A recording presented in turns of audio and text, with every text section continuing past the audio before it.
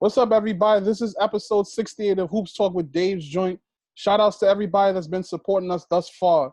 For those who haven't seen my content, check it out on YouTube, Facebook, and IGTV.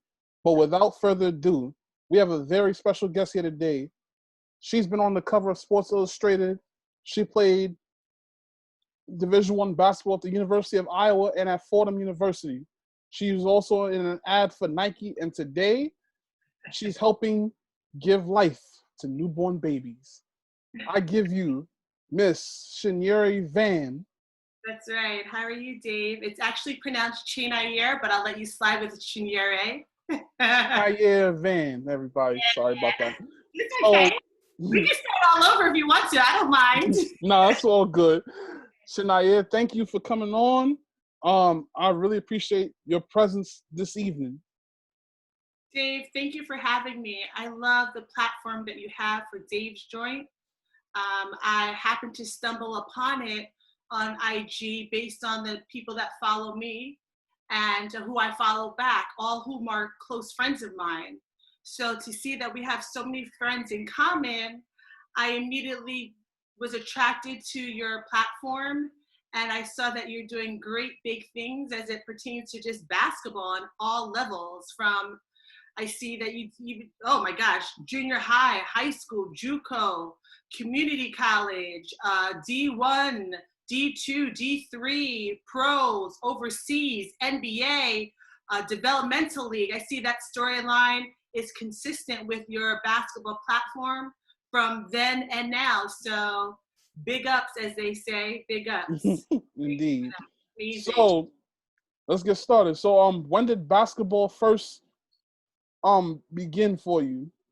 Oh, well, where did basketball first begin for me? It started simply in the backyard of the house. I had an older brother who happened to be a really good basketball player in the streets of Brooklyn back in the late 80s, mid 80s, late 80s, early 90s. So he was a really good ball player. My dad played in the streets of Brooklyn and New York back in the day. So I think basketball is in my veins. My brother ended up being a walk-on at Georgetown University, 89, 90, 91, and 92 under Coach Thompson. And he was one of the first walk-ons to have a full scholarship. So Coach Thompson really loved him. And he played with Dave Edwards, RIP. His roommates were Dikembe and Alonzo. So having to look up to my brother after all the slew of things I've done before playing ball, and we'll just stick to ball right now, I just grew to love the sport, being born and raised in Brooklyn, my neighborhood, being around 92 Playground, Kingston, Wingate, Bauer Park, Albany. I could keep on going on, Foster. So that whole window of basketball world was really at my footsteps. I feel you. So what part of Brooklyn are you from? And, what's the basketball culture like in that borough? Oh my gosh. The neighborhood is called, I guess, Flatbush, right by Prospect Park. Nice. I mentioned 92 Playground, Wingate Park, Albany Park. So I was raised really at Wingate at 92 Playground, watching my brother play high energy with Nero Classic. So I was born and bred into that basketball culture. Grew up with, oh my gosh, I could sit here and talk about all the guys I played basketball with if you want me to, and I could go on and on about them. That was the neighborhood that I really grew up in, playing ball at Wingate in 92 since probably the age of 11 years old up until early 20s when I decided to give up playing ball. I hear that. Mm-hmm. So your father is the late Teddy Vann. He was a Grammy Award-winning producer. Talk about, how much of an impact he had on your life. Oh, wow. Well, just like I would hope many fathers would have several impacts in their children's lives, mine in particular not only impacted my life as well as my siblings, but he was a community man. And born and raised in Bensonhurst, Brooklyn, my dad saw it all. Didn't pass the 8th grade, spoke fluent Yiddish and Italian, being born and raised in Bensonhurst. So he Wow. a lot. And he met my mother right here in Flatbush also. So together they had a wonderful family, 2 girls and a boy. And my dad was well beyond his years. He was what you call a Mensa. I don't know if you heard that term before, but it's basically a genius. And my dad was a big time ball player in the streets of Brooklyn and New York. His mind was just really just on top of things. Ended up having his own publishing corporation, was a writer, orchestrator, producer, a director, and he happened to be also a community leader. So every phase of his children's lives, from my older sister and brother, he kind of walked through his life also. My dad was the Grammy Award winning producer for Luther Vandross's song Love Power, Power of Love. And my dad is, my dad is also the writer of, you ever hear the song Santa Claus is a Black Man? No. Oh boy, you gotta Google it, bro. I'm gonna look it up. Santa Claus is a Black Man. So after my dad retired from just, I don't want to say retired, but just, moved on to the next project, he was a full-time, he was the original basketball skills coach.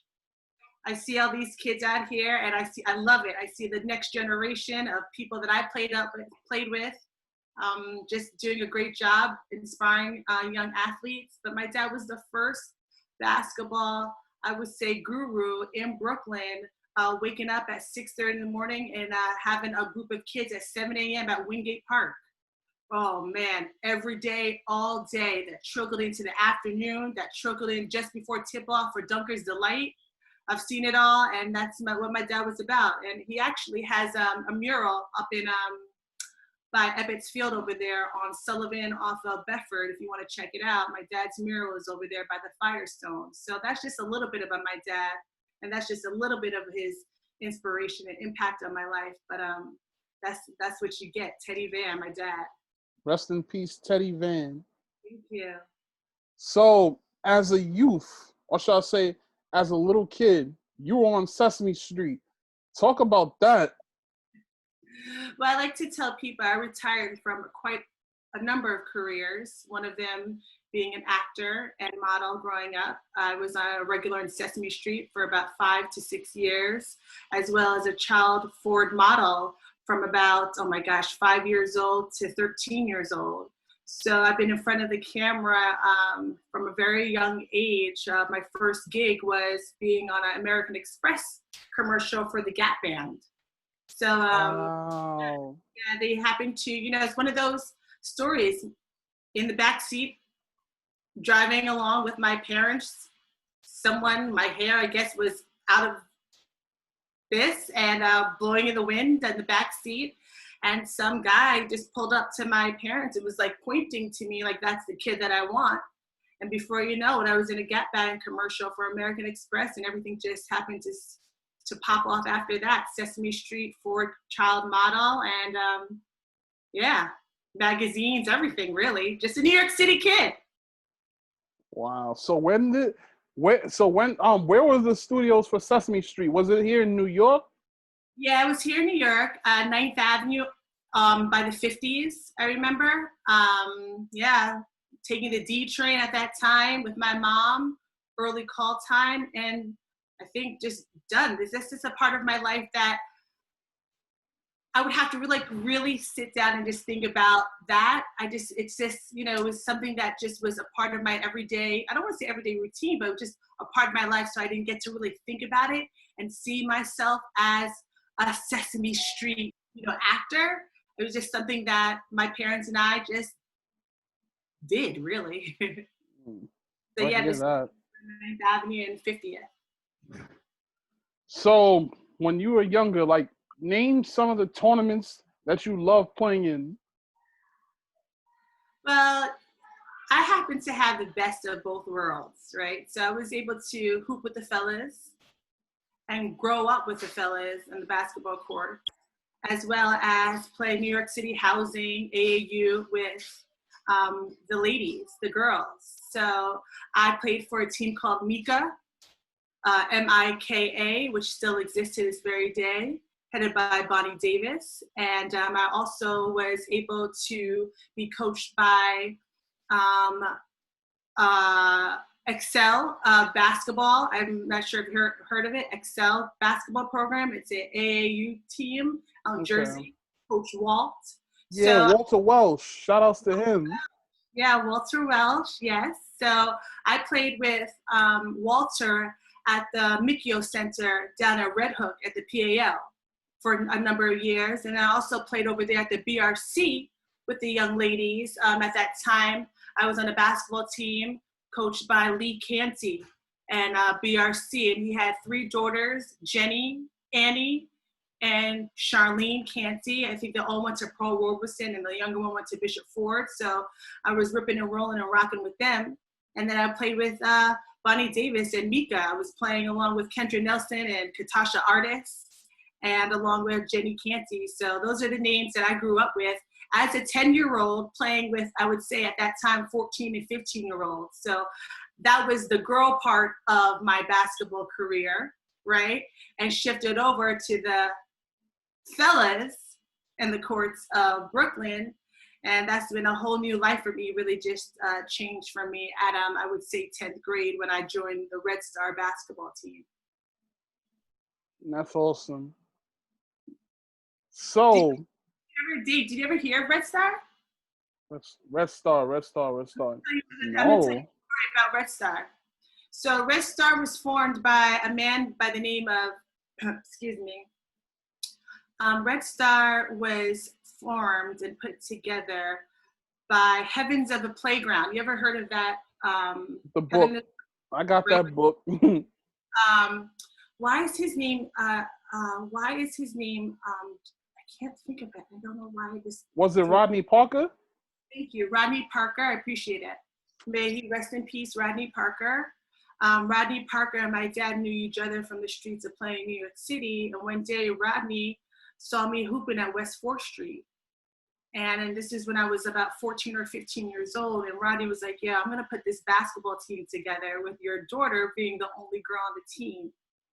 So that post that you put up about, I would say 5 to 7 days ago, Manhattan Center's basketball team, half of my team was on that.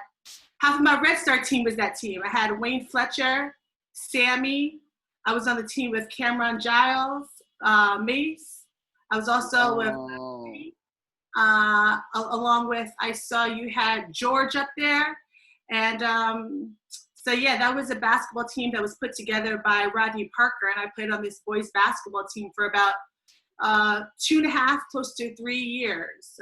Skip Rayford was one of my teammates. So we used to, it was like this, it was kind of like, the Gaucho / Brooklyn, what do you call it? What was it?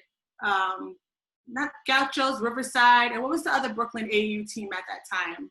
Brooklyn USA? No, not Tippy and them. Brooklyn Broncos. Right? Doc Naselli's program. Broncos. So this was Red Star. Right. So the team, again, was formed by Rodney Parker. We had all those athletes. So you had half of the Manhattan Center team along with Skip and some other players. And we used to travel all over the city and like bust some ass, really.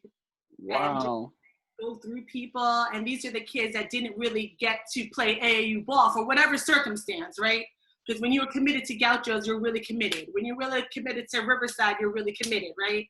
So Red Star, we would play in tournaments in Westchester. We played at LaGuardia House, Kennedy Center.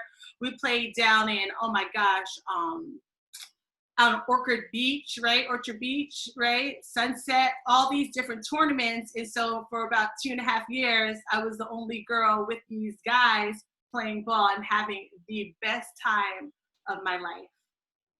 Wow, that's awesome. That's a good story. Right there. Yeah, so to this day, I'm actually friends with quite a few of them. Speak to Skip every now and then. This set of twins, one went to Manhattan Center, the other one went to St. Ray's. Wayne Fletcher, Norris Fletcher. So there are a couple of them that I speak to and still keep in tabs with. And also, not only was on that boys basketball team, but I was also on Brooklyn basketball team. It was called Nike One. I'm sure you heard of that. So I was also on that Nike One basketball program, along with like Tyrone Grant and a couple of others from Raphael Edwards. Yeah. Those were my teammates when I was on another boys basketball team. Right. Tyrone Grant. That guy is such a character. That's my guy though. So talk about, your time at Poly Prep. Oh, Poly Prep was an amazing experience for me. I think it was a way to just totally be balanced. Here I am from Brooklyn playing in the basketball courts, and I'm just talking about basketball. That's all I could talk about right now, right, Dave Joyce? So I think it was a really good balance of being able to play at Wingate and 92 Park, Kingston, and then transitioning and be able to play on the girls varsity team at Poly Prep. Started there at a record of 2-18, and then ended up just having winning seasons after that, going to the state championship within our class. Just really developing really great relationships. I have 5 best friends still from the school, and just a really nice culture at that time while I was there at Poly Prep. No complaints, nothing bad to say about that school. I know it gets a bad rap for a couple of things, but all in all, my experience there was grade A+, everything that I, just loved. Like I can say that I've been to the campus before, to Poly Prep, and it resembles like a college campus. Yeah. I'm like, yo, like this is a elementary and high school, like they got gates and all that. I'm like, yo. It's a school that's been around for a very long time, and it did what it did for me, and and all those other friends of mine too. It's just a great experience. But I come from a culture of going to a private school my entire life in Brooklyn. So that was just another thing for me. I went to Berkeley Carroll and Brooklyn Friends. At Brooklyn Friends, I was on the boys basketball team there for 6th, 7th, and 8th grade. So I'm Brooklyn. Right. All day, every day, every culture, the Brooklyn culture, born and bred, parents born and bred. So I get to sniff out all the different neighborhoods, know all the different neighborhoods, played in tournaments in all different neighborhoods, all because of basketball. So it's just the Brooklyn culture. So like none of the big powerhouses like Christ the King, they never tried to come after you in high school? You know what? I don't remember. I honestly don't remember. I just remember just being so focused and just look, Dave, I just said I was playing in housing tournaments. Yeah. You know what I'm saying? Then I was meeting Rodney Parker. Our meeting point was at West 4th, and then traveling with the guys to more tournaments. So I don't even know what was going on. All I know, I was playing ball, seriously, from about 7:30 a.m., with my dad at Wingate Park with the fellas.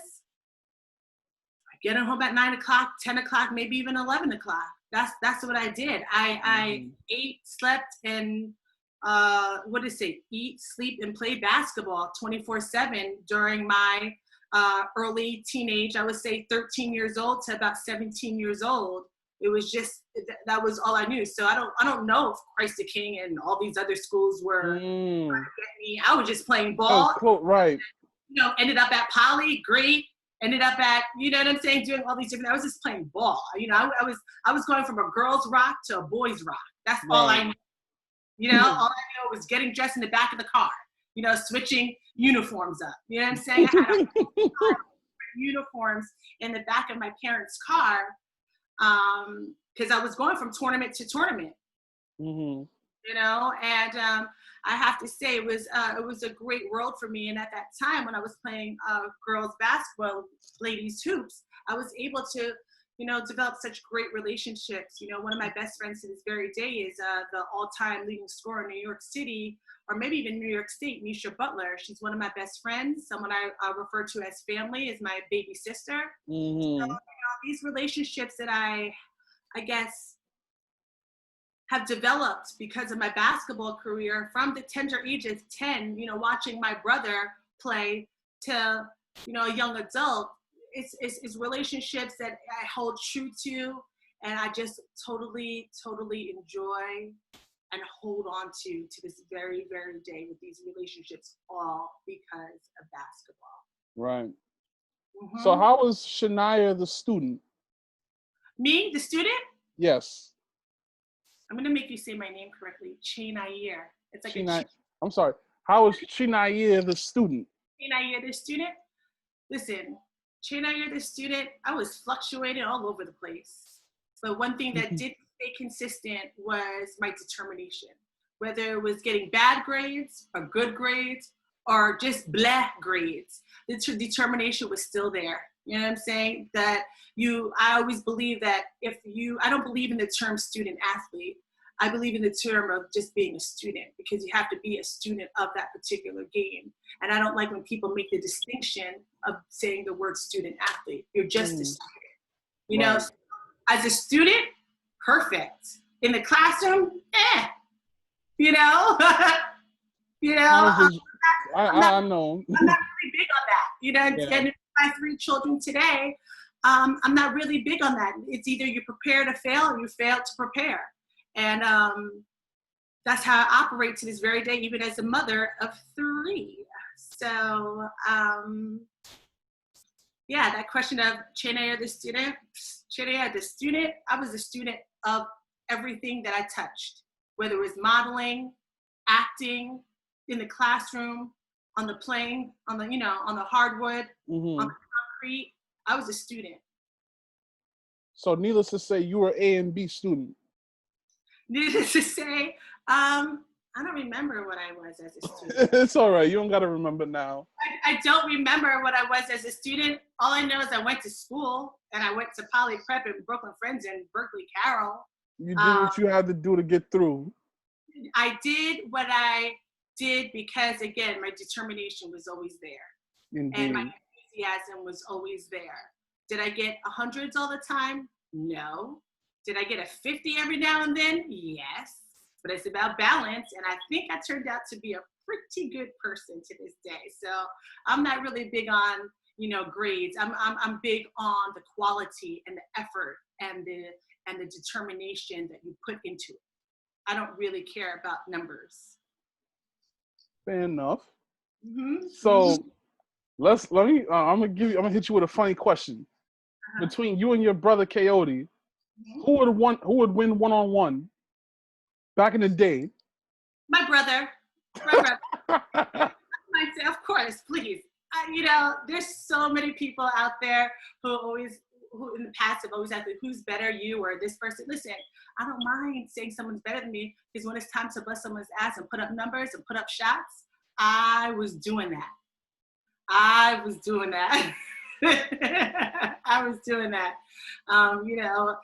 Basketball is such a wonderful, and all sports are such a great addition to people's lives, right? And it can really groom you into so many different things and prepare you for so many different things. And, it's really just not the sport. It's, again, being a student.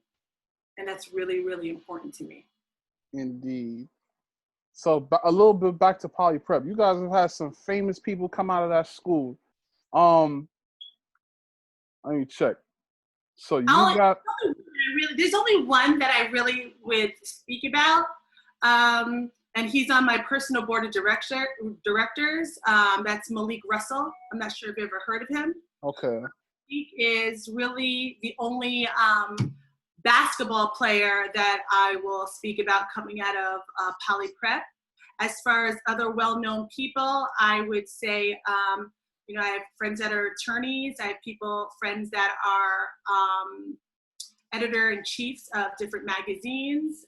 One of my great friends is Angela Yee from the 105.1 Breakfast Club. So we have a nice circle of people. But, if you wanted me to give shout outs to all the famous people. Oh no, you ain't got to do all that. I will only talk about the ones that I could dial up on the telephone. And nah, that's cool. Russell and Angela Yee. So those are the two people I will refer to as the two people I really care about. Yeah, I was going to ask about Angela Yee. That's what I was actually referring to. So how was Angela Yee back in the day at Poly Prep?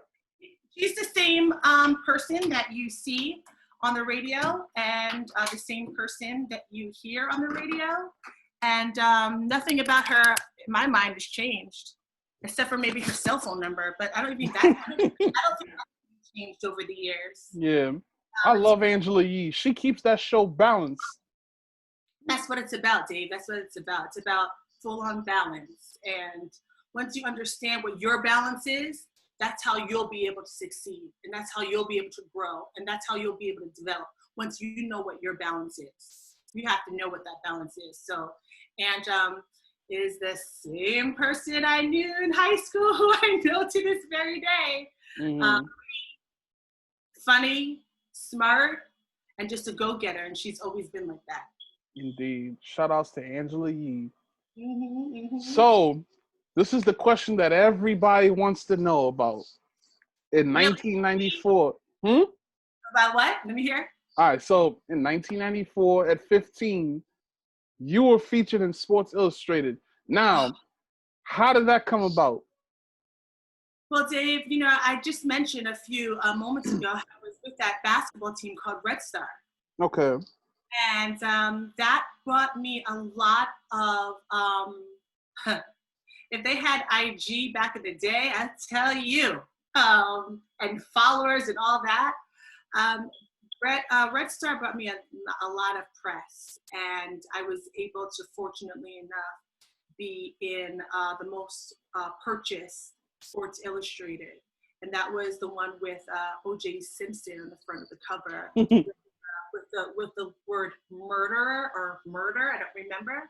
And they actually wanted to cancel that story, but they ended up not. So I had a full page profile about me, or a write-up written by Kelly Anderson at that time.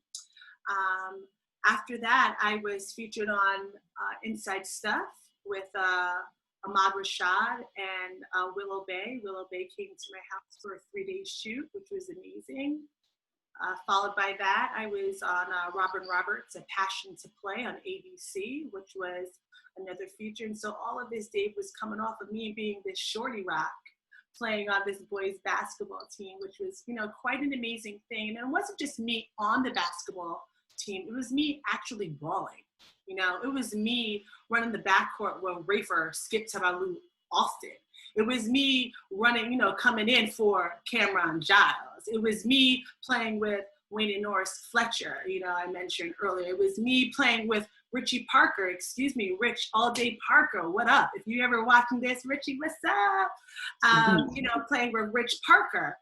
So it was not just me just being that young lady on the team. It was me actually balling with the fellas realizing that I could ball, and whatever advantage I was as a young lady on the court, so be it. You know, that's on my opponent. If you don't want to guard me, I will cross you over and hit a jump shot, right? So it's you to play defense on me. If you want to, or you don't want to, that's your thing. That's your issue.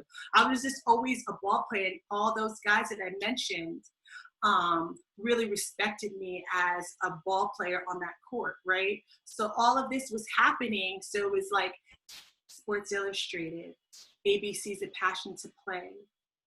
It was, like I mentioned, Inside Stuff, The Today Show.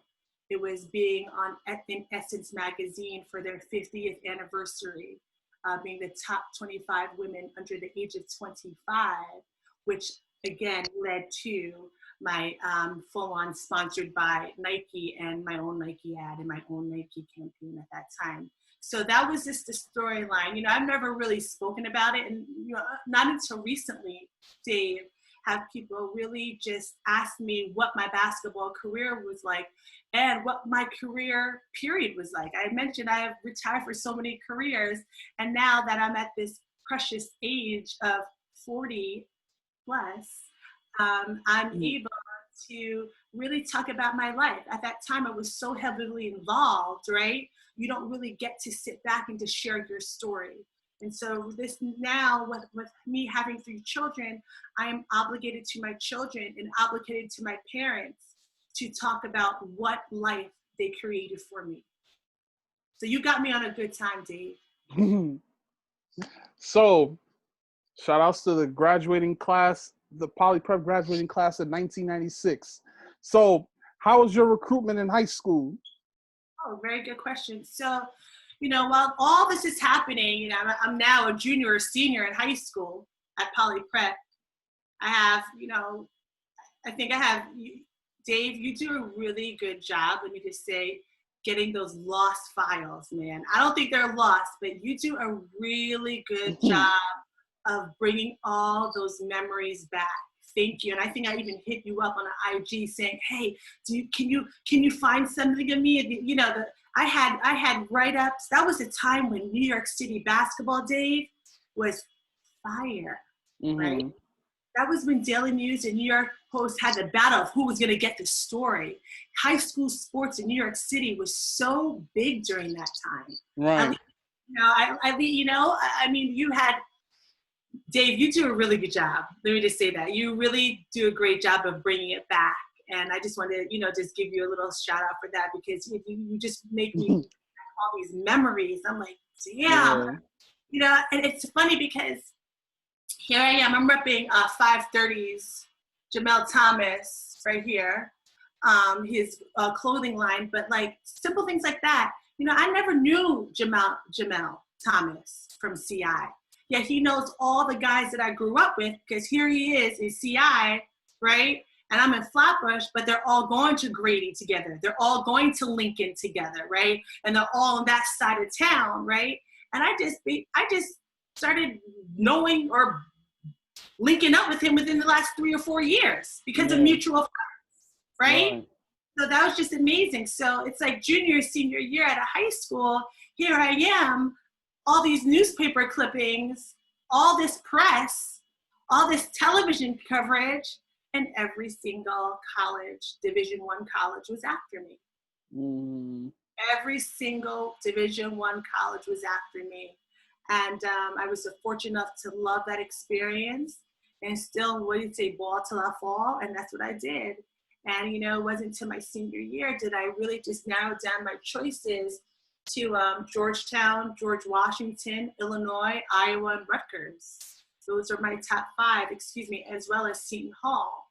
And, coming from this wow, background and getting all that press, I ended up at the University of Iowa, which happened to be a top 5 ranked basketball program at that time. I played with the women's version of the Fab Five, a recruiting class that was heavily recruited by C. Vivian Stringer at that time.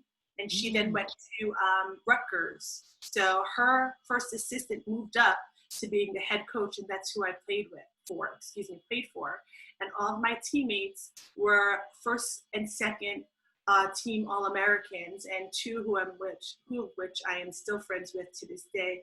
Malika Willis came out of Christ King High School, and another young lady named Nadine Damone from Connecticut. Nadine is the second assistant at Rutgers women's basketball program.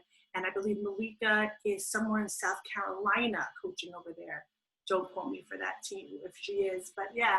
So I was so honored to play with those young ladies for 1 year at the University of Iowa, and we were Big Ten champions. And we lost to UConn in the Sweet 16 of the NCAA Tournament. So that's my story of that transition of senior year, being recruited, going to Iowa, and spending 1 year at Iowa and realizing, Dave, folks get burnt out. Folks get burnt out, my friends. And after that 1 year, I was like, yo. Well, I will say this. I'm happy that you love, the throwback articles. Because I can tell you right now, as far as media is concerned, for our high school kids today, it's no longer the same. Because, for one, I can tell you this. the Daily News and the Post. Well, the Post, they did away with high school sports, and Newsday they only reduced to Long Island. The Post, shout out to my guy Christian Winfield. Like, I know they do high school articles every once in a while, but it's like for a high school kid now to get an article from them, you have to do something like really, really spectacular, like really stand out. So it's like, and then on top of that, you have 7 Division I programs in New York City, and then you have all these professional sports teams. So it's like high school sports period takes a back seat, because they have to pay attention to college sports and pros. And it's like, now if you go to the corner store and you see these newspapers, like, they're light now compared to what they once was. Like, I was a kid 15 years ago. I used to, when 7th, 8th grade, like, the paper was always at my school. Every morning I would pick it up and I'd read, the sports section or the high school section. Like, it used to be at least over 100 pages. Now it's even less than that, which is sad. Quite interesting, but they say time waits for no one and time keeps on moving, and it'll just be another wave where there'll be some more some high school basketball coverage or sports coverage. Maybe it'll be my 6-year-old son who'll make that all turn around in about 10 years or something. Yeah. But yeah, even then, now it's like with the kids today, there's I think probably like editorial's still around, but things are digital now. So the best way for a lot of these kids to get, exposure is the mixtapes, the cameras. You know what I'm saying? Like, that's what it's all about now, the cameras, like mainly video. I'm sorry, what did you say, Dan? Yeah, I was saying, so like, if these days, like, it's all about the cameras for these kids. For you guys, you had editorial. You guys had it, different. Yeah, ink, right, Dave? We had ink. You know what? It's a different day and age. Everything is very much computers, social media. Right. So it's all good. It's great. Listen, if you're going to be a good basketball player, if you're going to be a great basketball player, folks will know. Folks will find you. Doesn't matter if it's, in the valleys of whatever, or in a very small town. People will find you. When they want to find a superb basketball player, they will find you, no matter what. And when I say they, the Division I schools. Indeed. Right? So it really doesn't matter the ink, social media, how many, private, or what do you call them? Private 101. Yeah, the runs, yeah. 101 coaching you get. Mm-hmm. It doesn't matter. If you're a baller, people will acknowledge that and see that and recognize that. Mm-hmm. Absolutely. Right? So you spend a year in the cornfields of Iowa. What made you decide to go out there? You said that they had a big time recruiting class at the time? Yeah, the year before me, they had maybe 2 years before me, they had a big time recruiting class. It was the women's version of the Fab Five. These girls, man, I was a freshman, and I believe they were juniors, and man, they were clapping boards. I remember the warm up to our layup line. We'd do layups, and the last girl would like throw it up the backboard. This one girl would just dunk it, right? So I had that going on. Yeah, I had that going on. Hold on, my daughter. All right. So what had me really want to go out there is just to experience it, just to see what it was like, just to see if I could hang. Again, was exposed to so many different things and happened to be well accomplished doing those things. But this was just another challenge for me. And after that 1 year, I decided, I got playing time, but again, I was playing with these All-Americans. Okay, now here's my 6-year-old. Hold on. I'm training him, actually, Dave. He's going to be nice. He's going to be nice. He's gonna be nice. So I just wanted to go big time, and I did, and I loved every moment of it. I was, I came off the bench, this point guard, again, Nadine Dimone, nice, even played in, the WNBA. I had a lot of teammates playing the WNBA, but after that 1 year, I decided to transfer out. We were in Storrs, Connecticut, just lost to UConn in the Sweet 16 of the NCAA Tournament. Walked over to my parents and said, Mom, Dad, get me the fuck out of here, and they're like, all right, word. And I, before you know it, I told my coach I want out. She, I guess the word is released me. I don't remember what that term was. Mm-hmm. But then again, I had fortunately enough, David, I was able to have another round of Division I programs want me to play for them. And so I was awarded a scholarship to Fordham University in the Bronx. And that's where I ended up playing my career. So how talk about the remaining 3 years at Fordham. So remaining 3 years at Fordham was great. It was definitely a basketball shock, going from a high Division I program to a very low Division I program. We were still in the Atlantic 10, but the bottom of the Atlantic 10 bracket, or conference, excuse me. So I had to adjust to a lot of things. I think it was really difficult for me to transition coming off a redshirt year and being able to have that same type of enthusiasm and energy playing for a Division I program. But fortunately enough, I was able to just gain a lot of, experience still in the hardwood and develop some really nice relationships. And I still am friends with, a lot of people from Fordham University, Bavon Robin, Rockin' Robin. Coming out of Bev. Yeah, Bev. I'm friends with Jason Harris. He's from the Virginia area, and he happens to be an assistant coach at North Carolina State University, HBCU. I'm still friends with a young lady by the name of Naila Wallace, who played at NC State and transferred into Fordham University. And, a standout from the Seattle area, Chelsea Keegan, all of which played or were teammates of mine at Fordham University, along with a young lady who went to Murray Bertram named Annie DeRoy. So these are all relationships, right? These are all people that I still have friendships and relationships with to this very day. And that's really what it's about. It's about your community. It's about your village. It's about people who know you, no bullshit. They just, just rock with you, day ones, all day, every day. And, those are my peoples. And that's really all I care about. Shout outs to the Fordham graduating class of 2001. Thank you. Yeah, shout outs to Fordham class of 2001. Oh my God. Oh, yes.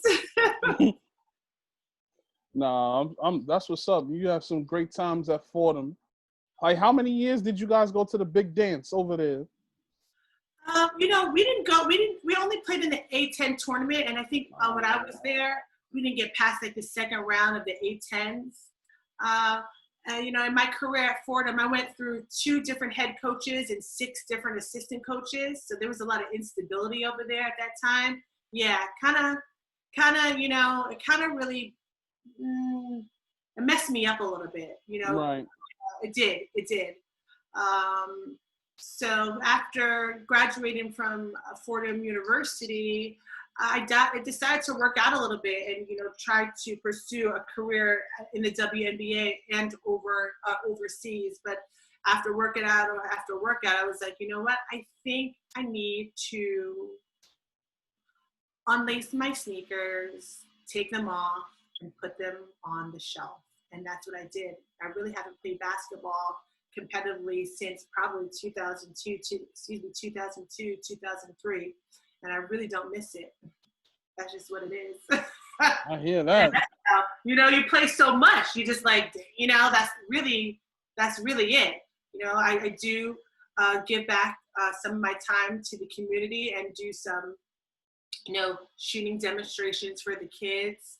I still am somehow connected to, not somehow connected to, but I am connected to a few basketball programs in Brooklyn where I just will show up and just do like a 30-minute 45-minute shooting demonstration, just give back to the community. And right now I'm working out with a 14-year-old who wants to be a Division I basketball player. So I devote my time to him, and he's developing quite well. And really, that's about it as far as that basketball career of mine. That's what's up. So now you're with CBS Sports. Like, how did that come about? Well, after I decided to unlace my sneakers, take off my sneakers, and put them on the shelf, I was fortunate enough to have an opportunity. That opportunity was to be a U.S. Open tennis logger. And at that time, CBS Sports was covering the U.S. Open here in Corona, Queens. And I was able to get a job as a U.S. Open logger.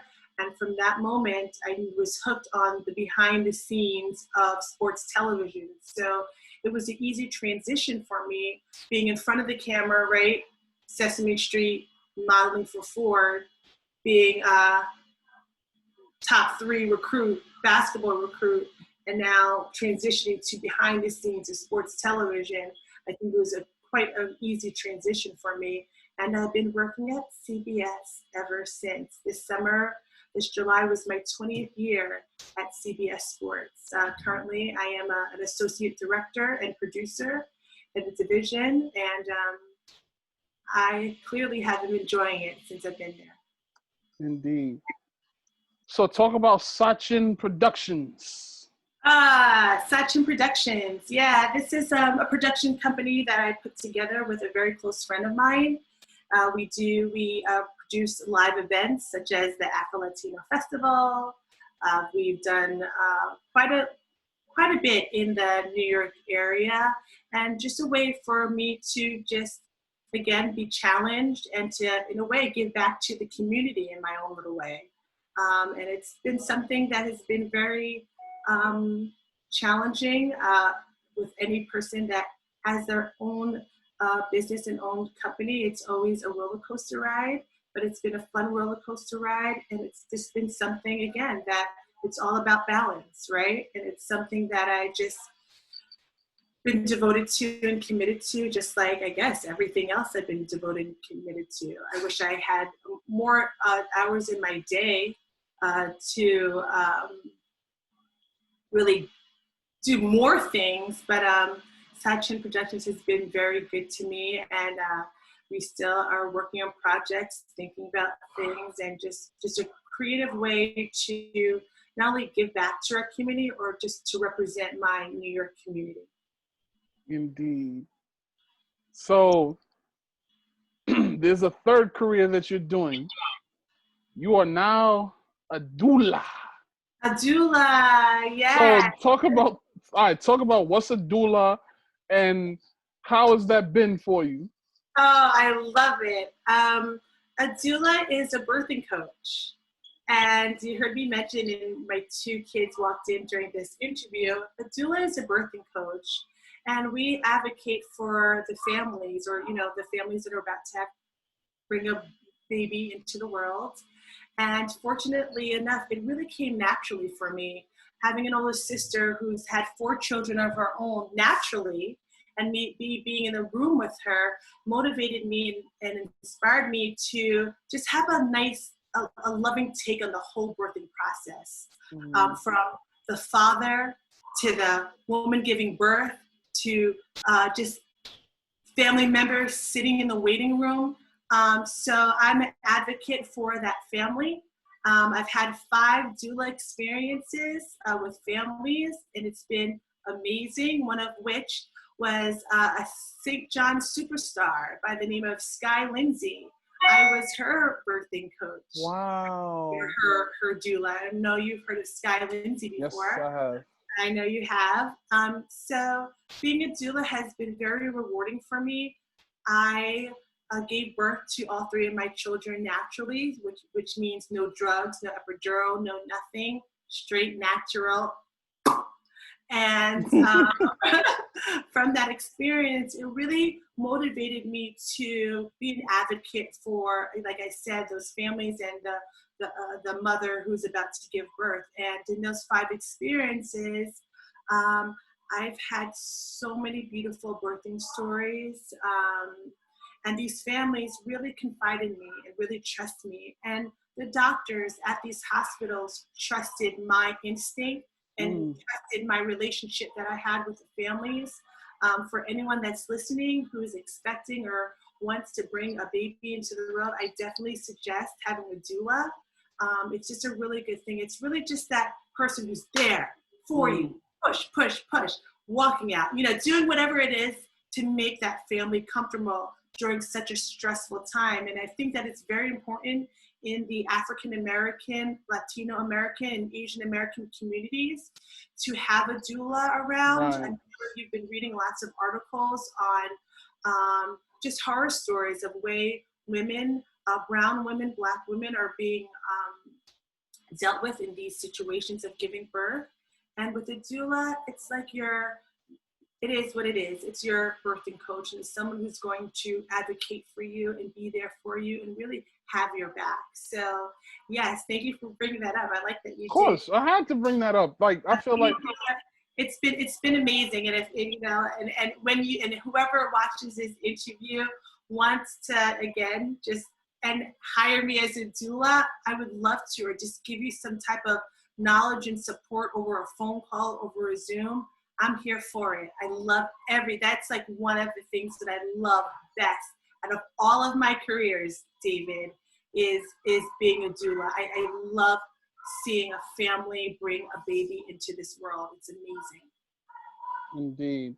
I must say, babies are a blessing. It's a beautiful thing. Childbirth is a beautiful thing. And I know fathers get scared when the mother be like, I hate you during birth. They probably be like, I hate you. I'm probably sure you probably seen that. Dave, it's something that our community rarely talks about. And I would love to be back and just even talk about that. It's all of your senses and all of your emotions are heightened, right? Right. As a father, or even as someone who has a partner, maybe someone who doesn't even have a father around while a woman's getting birth. I've been in so many, 5 experiences were all very, very different for me. So there are a lot of emotions. You're trying to protect the mother and the child. You're trying to, you're keeping in mind of how long you've been in the hospital room. You're keeping in mind of how many people are out in the waiting room waiting for you to bring this bundle of joy into the world. So it's just so intense, but it could be so beautiful at the same time. And again, these 5 experiences, as far as me being a doula, have been just wonderful. Absolutely wonderful. That's what's up right there. Yeah, it is. It is. It really is. And Dave, if you really want me to come back and talk about that and act as a supporter for people that, just simply just don't know. Yeah. We're not, there's so much support out there as far as being a doula, and for, families, and especially with this day and age, it's very, very important. It's a great thing to bring a baby into this world right now. Absolutely, yeah. As long as people are responsible and have that support system, go for it. Go for it. That's right. That's right. Go for it. Go for it. That's right, David. That's right. So you got your 3 kids, 2 of who I just seen. Shout out to the young one. Shout out to the youth. So would you ever have them go into modeling? That's a good question, because I think I was involved with so many different things. I do not want my children to follow in any of my footsteps at all. The only one that I would want to follow in my footsteps is my son as far as basketball career. But my daughters, from the very early age, were told by me not to pick up a basketball. They will tell you that. My daughters are now 12 and 10 years old. I do not even let them oh my gosh, like when they look at the basketball, they're like, ew, what is that? Because I noticed that the sun is going down. That's fine. I would be that crazy mother that would be in the front of the New York Post that said, "Mother strangles daughter for missing a left-handed layup." That would be me. So I think the best way for me to avoid that is just by not having my daughters play basketball. So they're involved in other things, other sports. Tennis is our main focus right now, but they're great students. They are bilingual students. They speak fluent French. And no, they can't. You know how they, I want my child to follow my children. I do not want to follow my footsteps. Right. Can follow me and mimic me is my determination, my effort, my energy, my enthusiasm, my work ethic. So if you bring all of that to whatever they want to do, I'm all for it. But I do not want them to walk in my shoes at all. Honestly, I ain't gonna lie. I'm not gonna lie to you. I'm glad that you said it, because you got a lot of kids out there that are feeling that pressure from their parents to be, basketball players or be ballerinas, and the kids don't enjoy it at all. After a while, it's like these kids, sometimes they may want to do something to themselves because they feeling all this pressure from their parents. Right. And then sometimes, what's worse, and this is another thing that I hate, when their parents try to compare you to other people, they be like, oh, why can't you, like, oh, so-and-so is doing this, or why can't you be like so-and-so? Like, I wonder why parents even do that. Like, I think, from my experience, because my mom was always like that to me when I was a kid, I think they probably feel like, oh, maybe if I bring up somebody else, maybe this will motivate them to do better. But in fact, you're getting the opposite result. That's going to make them resent you even more. Yeah, it's tough, David. It's tough. Some parents are very good at that. And right. Some children are very responsive to that. Yeah. But I already know who I am, right? And we talked about balance earlier, and I said you have to know what it is for your own balance. I know if I raised my children to walk in my footsteps, I would not be balanced. Yeah. And they wouldn't be happy neither. It wouldn't be a good scene, put it like that, Well, at least for the girls, the boy would be good, but the girls, it's a different story. The boy is good. He loves the fact that he's learning how to play basketball from his mom. His dad tries to help him out, but he's like, no, I want mommy to teach me. So it's good, And then when to this day, Dave, again, because I'm Brooklyn all day, every day. So it's times that I do knock into people with my children and they'll be like, oh my gosh, do you know who your mother is? And they'll look like it. They'll be, yeah, I know who my mother is. And they'll be like, your mother used to be so nice at ball, right? So nice. Do you play ball? And they'll be like, no, she doesn't let us play basketball. We're not allowed to touch a basketball. And I'm like, yeah, you guys know how to answer people. Good. Shout out to the little ones. Shout out to the little ones for knowing.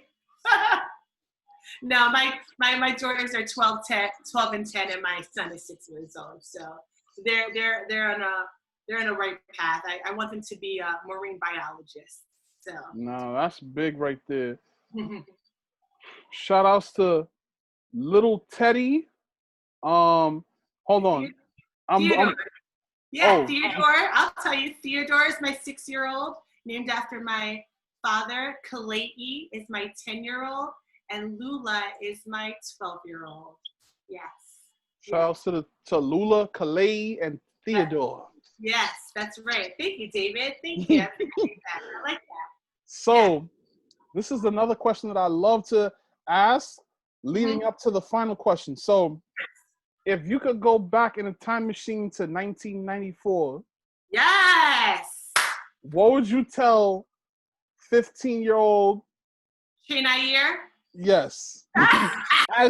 What would you tell 15-year-old Chinyere as she's getting, on the cover, as she's getting featured in a major publication, and she's one of the top names in New York City basketball? I would say to Chinyere, the 15-year-old, to do the same exact thing. I enjoyed every minute of it.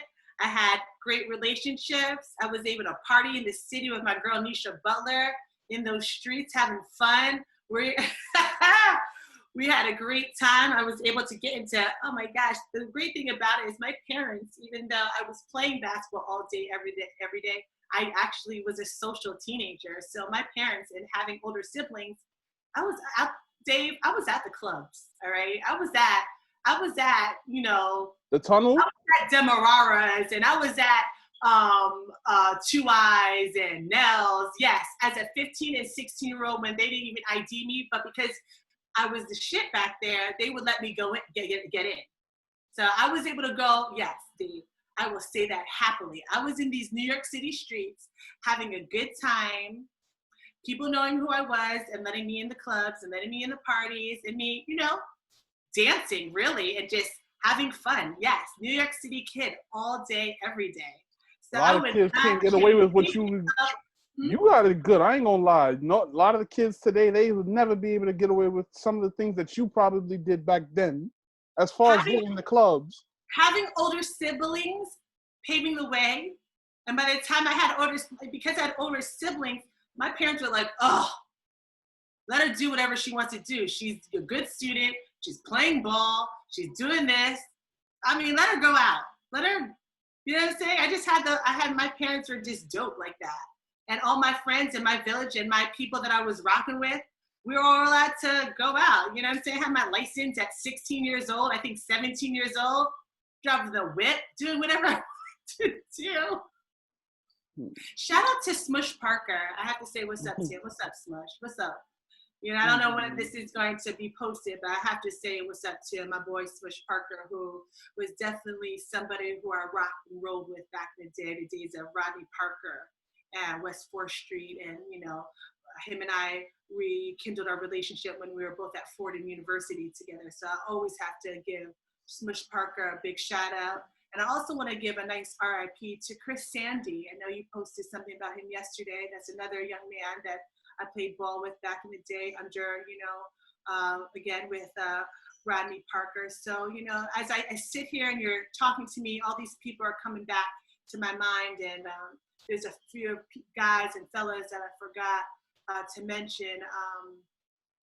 I would just have to sit here and just think about them. Again, big ups to Raphael Edwards, big ups to Rayford Alston and Norris and Richie Parker, Cameron, what's up? Wayne, what's up? I have to. Those are my fellas. Tyrone Grant, what's up? Keith Carrots, what's up? I have to say, these people follow you. These people follow you. Yes, they do. Andre, what's up? Brooklyn Hoops, back in the day, off of Glenwood and 40th or something. These are all the guys that I still rock with. I'll say what's up to Dave Torres, Wingate Park. What's up? These guys follow you. So, if they ever get to see this, I want them to know that you guys are always in my hearts, and you made me the young lady who I am today by, grooming me and allowing me, because, it's really tough to be the only girl on these basketball streets, So thank you for allowing me to play on these streets with you, and for you to teach me a lot about basketball and really teach me a lot of what it is to be a young woman doing it too, a young lady. And I have to emphasize that, a young lady while rocking with the fellas. So thank you guys. Absolutely. Final question. Dun, dun, dun. What's next in the future for Chinyere Vann? Sorry. Let me rewind that. So are you allowed to give jabs through the I'm sorry. You make up for it with your content. You make up for your content. Right. You're good with me. You good money. All right. Let me rephrase that question one more time. Okay. Let's see if you get it.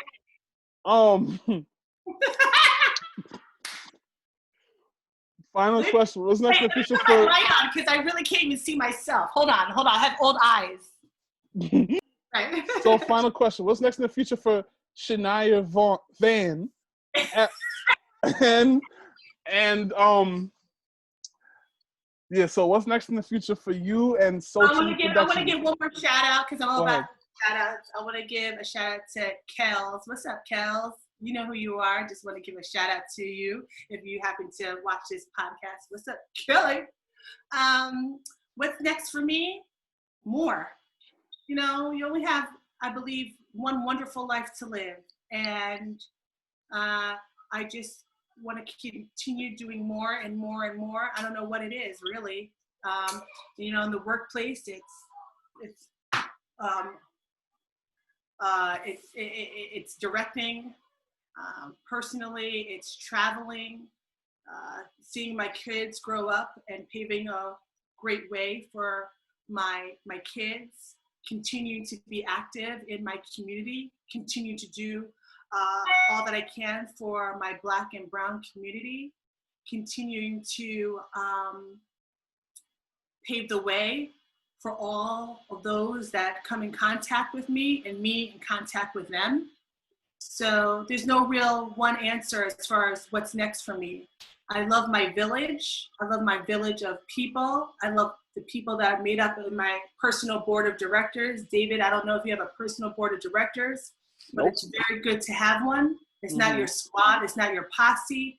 It's a group of people that could help you and assist you and aid you in anything that you are challenged with, anything that you're faced with, anything that you need help on. So I'd like to give another shout out to all of the members of my personal board of directors. You guys motivate me and you guys help me out. So there's really no concrete answer as far as what's next. It's about being balanced, and I'm a firm believer about balance. You know, it's squared up, right? It's feet pointed to the basket.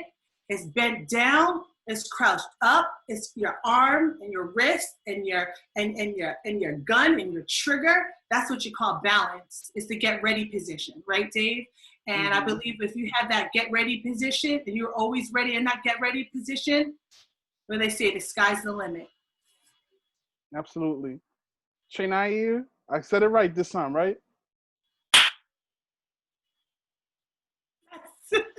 Thank you so much for coming on. And I wish you, Sachin Productions, and everything else you got going on the best moving forward. Thank you. It was wonderful having you. Thank you. We could do a part 2, a part 3, a part 4, a part 5. That was just an hour and 15 minutes of on top of that. We could dissect it all. We could talk about it all. We could talk about who I really hooped in. We could talk about it all, who I was in the streets with, playing ball with, and letting you know about the personalities and all these people that you post. It's really a great thing that you have, David. And, you know, I'm going to tell the listening audience and the viewer audience, support this guy right here. He's doing a great job with his content. And he always has me liking things, and I see people that are liking things. So Dave, keep up the great work. And I see all my peoples follow you. So that means that you're doing something that's very, very good, David. Indeed. Well, everybody, this is episode 68 of Hoops Talk with Dave's Joint.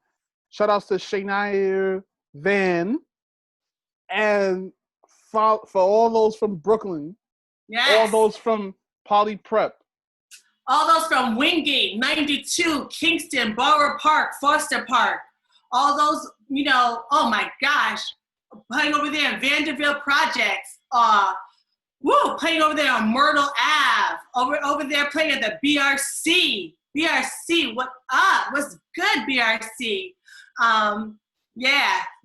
Those are the shout outs. Those are the real Brooklyn shout outs that I want to give. So everyone be well. David, thank you for having me, and I look forward to, you know, repping for the lady side of your content, and I'm here for it.